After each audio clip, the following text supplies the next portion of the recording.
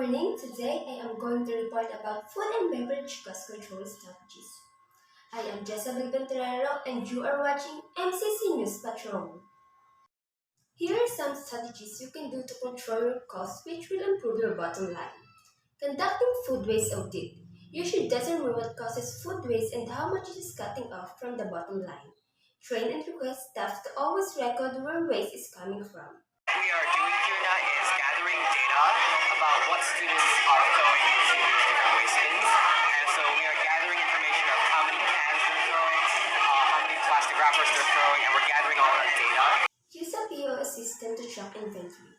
In order to save time tabulating information in a spreadsheet, using a point-of-sale system is recommended. All each information needed to price each menu is accumulated in this system. On the main page, swipe our card, clock in, and we're ready to go. I'll swipe my card again to enter into the system. Here's the home screen. We can go ahead and start ringing up items from here. Cashiers can learn to use the system in as little as 10 or 15 minutes and be ready to go for the day. Define an inventory intake procedures. Proper handling inventory when receiving is necessary to avoid prematurely spoiling raw ingredients and pairing supplies. Staff should receive and store stocks properly according to a standard set of procedures.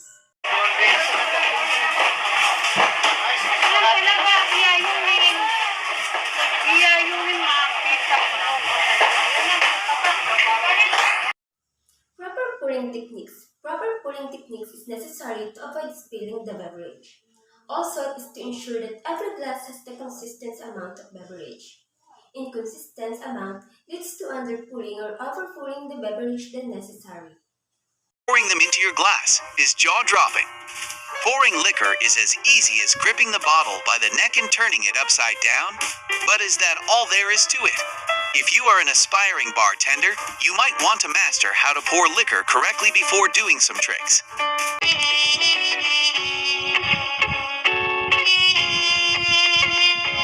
We always want to drink beer out of a glass because beer has a sound to it, just like a taste.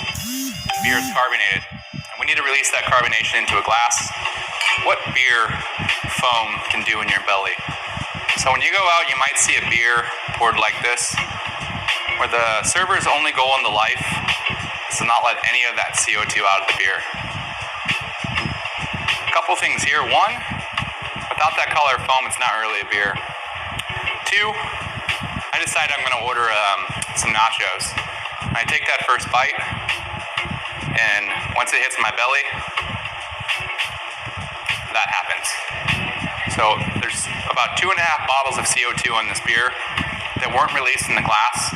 That's 100% what's going on in my stomach if the beer's not poured properly.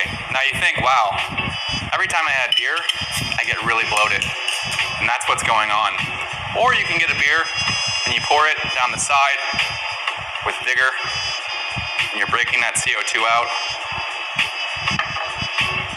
And granted, people say that looks like a lot of foam, but foam always turns into beer. And then I take that same bite of food and I try to have a swallow, and it's not agitating my stomach because I have broken that CO2 out in the glass. So that's how important it is to pour beer into a glass.